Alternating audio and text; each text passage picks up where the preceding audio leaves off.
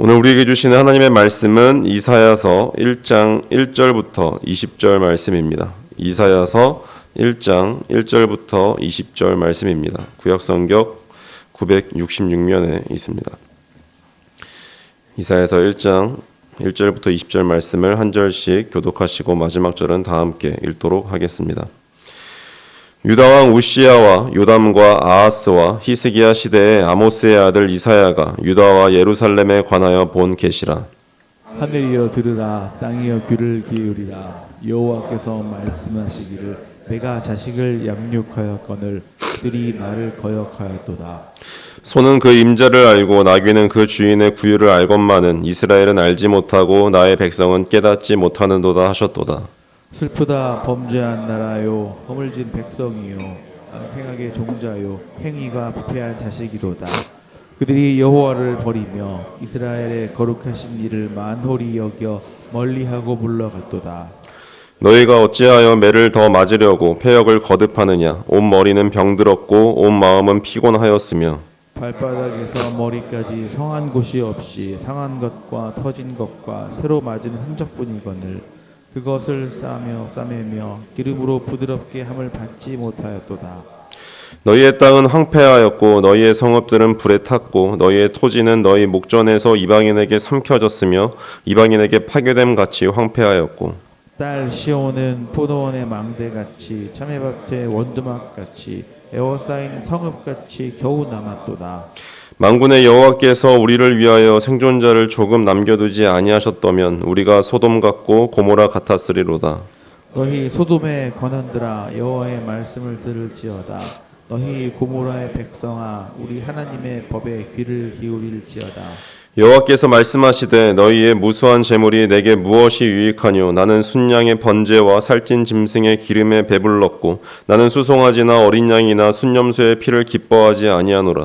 너희가 내 앞에 보이러 오니 이것을 누가 너희에게 요구하느냐. 내 마당만 밟을 뿐이라.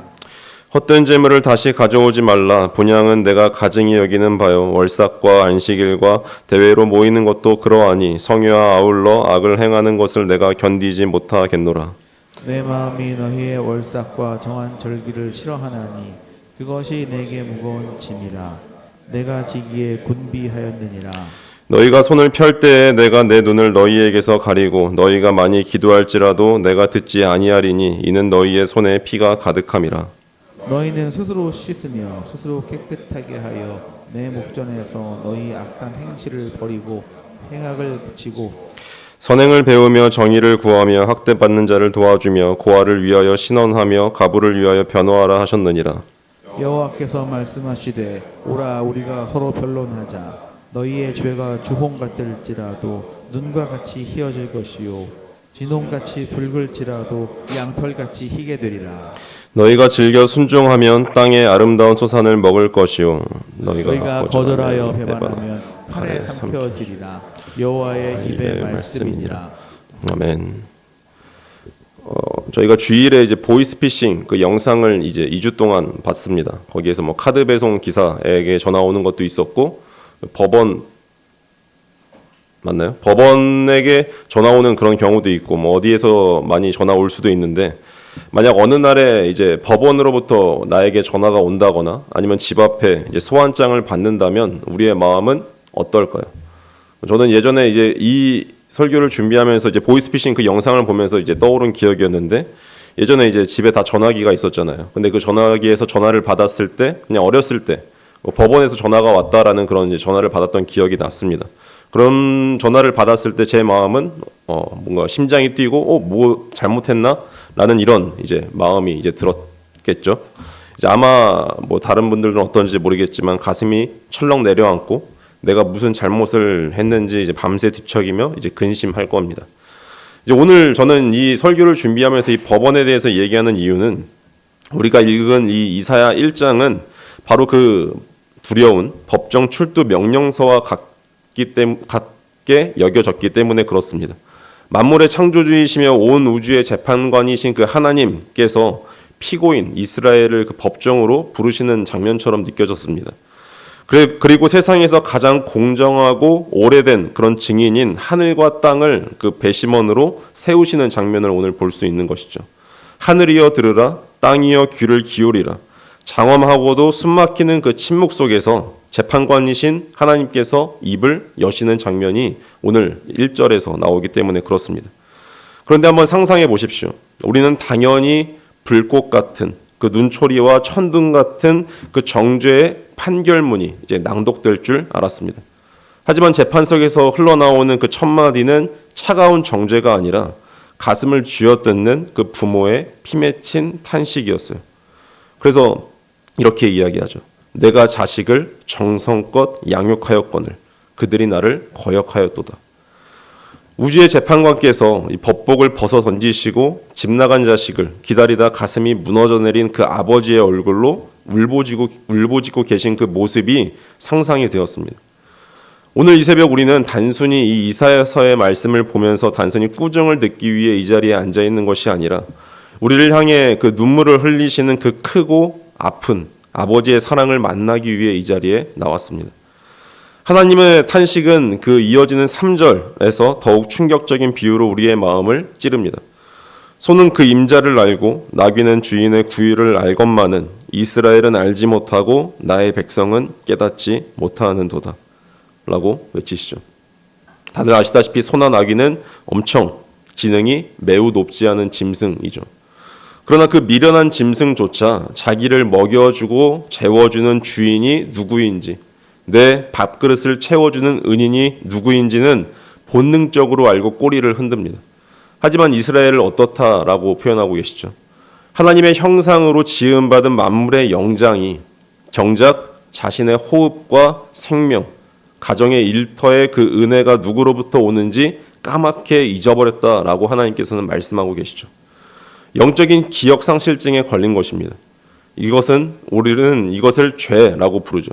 죄는 단순히 도덕적인 실수가 아니라 생명의 주관자이신 그 아버지를 의도적으로 거역하고 잊었을 때 말하는 것이 죄라는 것입니다. 그 반역의 결과는 참혹했습니다. 아버지를 떠난 그 탕자의 삶이 비참해졌듯이 이스라엘의 그 영혼과 삶은 만신창이가 되었죠. 5절과 6절을 보시면 온 머리는 병들었고 온 마음은 피곤하였으며 발바닥에서 머리까지 성한 곳이 없어 상한 것과 터진 것과 새로 맞은 흔적뿐이거늘 이라고 이야기합니다. 이것이 바로 하나님을 떠난 사람들의 자화상이 아닐까요?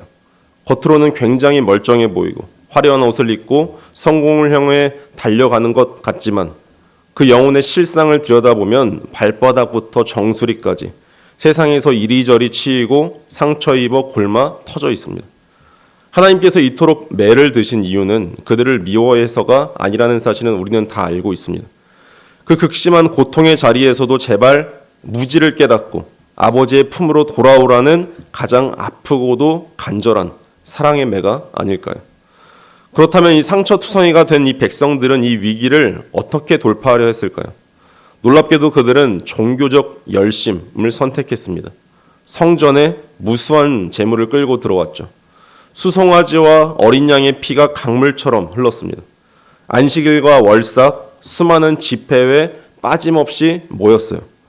지금의 언어로 바꾸면 주일 성수는 물론이고 새벽기도, 철야, 제자훈련까지 완벽하게 소화해낸 것입니다. 그런데 하나님은 그 화려한 예배당 문을 닫아버리시며 12절에서 충격적인 선언을 하십니다. 너희가 내 앞에 보이러 오니 이것을 누가 너희에게 요구하였느냐? 내 마당만 밟을 뿐이니라. 이 얼마나 두렵고도 놀라운 말씀입니까? 하나님은 우리의 예배 횟수나 헌금의 액수에 감동하시는 분이 아니라 하나님은 13절과 14절에서 그들의 예배가 헛되다, 가증스럽다, 심지어 내게 무거운 짐이라 견딜 수가 없다 라고까지 심하게 말씀하십니다. 왜 그렇습니까? 그토록 화려한 예배가 왜 하나님께는 구역질나는 악취가 되었을까요? 그 해답이 15절 하반절에 명확하게 나옵니다. 이는 너희의 손에 피가 가득함이라. 여기서 말하는 피는 재물의 피가 아니라는 사실은 다들 아실 겁니다. 그것은 이웃을 착취하고 억압하고 흘리게 한 자들의 약자들의 피눈물인 것이죠. 성전 안에서는 굉장히 거룩하게 두 손 들고 찬양하고 눈물 흘리는데 성전 문을 나서는 순간 그 손으로 직장 동료를 짓밟고 하청업체를 쥐어짜고 이웃의 아픔을 외면하며 가정에서 배우자와 자녀들에게 언어의 폭력을 휘두른 것 아닐까요? 하나님께서 가장 혐오하시는 것은 예배와 일상의 이혼입니다. 삶이 결여된 종교는 하나님을 통제하여 내 소원을 이루어내려는 영적 뇌물포에 불과하죠. 하나님은 주일 예배당에 갇혀 계신 분이 아니라 월요일부터 토요일까지 우리의 일상 한복판, 그 치열한 삶의 현장에 함께 계시는 분임을 기억해야 합니다. 이제 하나님은 16절과 17절을 통해서 진정한 회복의 길을 제시하세요. 스스로 씻으며 깨끗하게 하여 악한 행실을 버리고 선행을 배우며 정의를 구하며 학대받는 자를 도와주며 고아와 과부를 위하여 변호하라. 단순한 종교 의식을 멈추고 일상 속에서 하나님의 성품을 닮은 정의와 긍휼을 실천하라라고 하나님께서는 말씀하세요. 근데 여기서 저는 또 우리는 깊은 절망에 빠집니다. 우리 스스로 악한 행실을 씻어내고 온전히 선을 행할 능력이 우리 안에 있습니까? 제 안에 없어요. 내 속에는 여전히 이기심이 꿈틀거리고 손해보지 않으려는 욕망이 나를 지배하는데 어떻게 이 율법의 요구를 다 이룰 수 있겠습니까? 우리가 무력함에 주저앉아 있을 때 만군의 여호와 하나님께서 기독교 역사상 가장 파격적이고 가슴 벅찬 복음의 초득장을 18절에서 말씀하십니다. 여호와께서 말씀하시되 오라 우리가 서로 변론하자. 너희의 죄가 주홍 같을지라도 눈과 같이 희어질 것이요 진홍같이 붉을지라도 양털같이 희게 되리라. 아멘. 하나님은 스스로 다 씻은 후에 내게 오라라고 말씀하시지 않았어요. 너희의 죄가 피피처럼 붉은 진홍색일지라도 그 더러운 그대로 내게 오라라고 말씀하십니다. 어떻게 우리의 주홍 같은 그 죄가 눈과 같이 하얗게 변할 수 있었을까요? 너무나 지금은 잘 알 수 있죠. 이사야가 예언한 지 700년 후 이 땅에 오신 참된 하나님의 아들 예수 그리스도를 통해서입니다. 우리는 아버지를 버리고 도망쳤지만 예수님은 끝까지 성부 하나님께 아버지께 순종하셨습니다. 발바닥부터 머리까지 상하고 터져야 할 것은 우리였지만 예수님께서 채찍에 맞으시고 가시관을 쓰시고 십자가에서 대신 찢기셨죠. 우리의 손에 묻은 그 더러운 피를 씻어내기 위해서 무죄하신 그 어린 양 예수께서 당신의 붉은 보혈을 남김없이 쏟아 부어주셨어요. 이 십자가의 역설 앞에서 우리는 어떻게 반응해야 합니까? 19절은 말씀합니다. 너희가 즐겨 순종하면 땅의 아름다운 소산을 먹을 것이요. 여기서 저는 즐겨라는 단어에 주목했습니다. 참된 기독교가 무엇인지 다들 아실 겁니다. 몽둥이가 무서워 억지로 복종하는 종교가 아니죠. 나를 대신해 죽으신 그 아들의 십자가 사랑, 내 주홍 같은 죄를 눈보다 희게 덮어주신 그 압도적인 은혜에 감격하여 기쁨으로 자발적으로 순종의 길을 걷습니다. 말씀을 맺겠습니다. 오늘 하루 우리는 어떤 예배자로 살아가시겠습니까?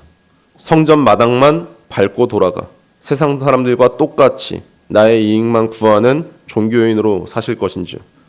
아니면 나를 위해 피 흘리신 그 예수 그리스도의 그 사랑에 빚진 자가 되어 이웃의 눈물을 닦아주고 일터에서 정직을 심는 참된 예배자로 사시겠습니까? 우리의 작은 순종은 결코 헛되지 않습니다. 우리가 그 십자가 은혜에 감격하여 일상에서 사랑과 정의를 실천할 때 하나님은 19절의 약속대로 우리의 척박한 그 삶의 터전 위에 땅의 아름다운 소산을 풍성히 맺게 하실 것입니다. 오늘 이 새벽 주홍 같은 내 죄를 덮으신 그 십자가의 은혜를 깊이 묵상하십시오. 그리고 그 은혜가 이끄는 힘으로 가정과 일터에서 사랑으로 순종하는 기적 같은 하루가 되기를 주님의 이름으로 간절히 축원합니다. 기도하시겠습니다. 사랑과 은혜가 풍성하신 하나님 아버지, 하늘 법정에 서야 할 흉악한 죄인인 우리를 차가운 재판관이 아니라 가슴을 쥐어뜯으며 눈물 흘리시는 아버지의 얼굴로 찾아와 주시니 참으로 감사드립니다. 우리는 소나 나귀보다 미련하여 내 호흡과 생명과 일터의 은혜를 주신 주인을 까맣게 잊고 살 때가 너무나 많습니다. 성전의 마당만 밟고 돌아가서는 정작 우리의 일상 속에서 이웃을 짓밟고 가족의 마음에 피눈물을 흘리게 했던 우리의 껍데기뿐인 종교 생활을 철저히 회개합니다. 너희 죄가 주홍 같을지라도 눈과 같이 희어질 것이라 하신 주님, 이 새벽 이 십자가 앞에 우리의 상하고 터진 영혼을 있는 모습 그대로 내어놓습니다. 무죄하신 예수 그리스도께서 십자가에 남김없이 쏟으신 그 붉은 보혈로 우리의 핏빛 같은 죄를 눈보다 희게 덮어 주시옵소서. 이제는 율법의 두려움 때문이 아니라 나를 살리신 그 압도적인 은혜에 감격하여 우리의 가정과 일터에서 정의와 긍휼을 실천하는 참된 예배자로 살게 하옵소서. 우리의 아픔을 채울하시는 주님, 이 시간 육신의 질병과 마음의 병으로 깊은 고통 중에 있는 환우분들의 이름을 눈물로 올려드립니다. 이사야 선지자의 탄식처럼 발바닥에서 정수리까지 성한 곳 하나 없고 상하고 터져 신음하는 우리의 육신과 영혼을 불쌍히 여겨 주시옵소서. 병상의 그 외로운 시간 속에서 두려워하는 사랑하는 성도님들에게 십자가에서 채찍에 맞으시고 살이 찢기신 그 예수님께서 친히 찾아가 안아 주시옵소서. 주님의 그 피 묻은 손으로 환부마다 안수하여 주실 때 모든 질병의 권세가 끊어지고 세포와 뼈와 신경이 온전케 되는 치유의 기적이 일어나게 하옵소서. 고통의 시간이 도리어 주님의 그 십자가의 사랑을 가장 깊이 만나는 은혜의 성소가 되게 하시고 밤낮으로 눈물을 흘리며 간병하는 가족들의 심령에도 하늘의 평안과 새 힘을 부어 주시옵소서. 열방의 소망이 되시는 하나님, 주홍 같은 죄인을 눈보다 희게 하시는 그 영광스러운 복음을 들고 지금 이 순간에도 척박한 땅에서 십자가를 심고 계시는 열방의 선교사님들을 위해 기도합니다. 언어가 다르고 문화가 다른 낯선 땅에서 땀 흘리시는 그들의 걸음걸음 위에 하늘의 능력을 덧입혀 주시옵소서. 세상의 헛된 우상들과 영적으로 치열하게 싸울 때 선교사님들의 심령에 먼저 십자가의 복음에 감격이 마르지 않게 하여 주옵소서. 영적 육적 안전을 눈동자처럼 지켜주시고 외롭게 뿌린 눈물의 복음의 씨앗들이 마침내 생명의 열매로 맺히는 영광을 보게 하옵소서. 오늘 하루도 그저 성전 마당만 밟고 가는 종교인이 아니라 은혜의 빚진 자 되어 우리의 척박한 삶의 자리를 긍휼과 사랑으로 밟고 가는 진정한 예배자가 되길 원합니다. 우리의 주홍 같은 죄를 영원히 덮어주신 우리의 유일한 구원자 예수 그리스도의 이름으로 간절히 기도드립니다. 아멘.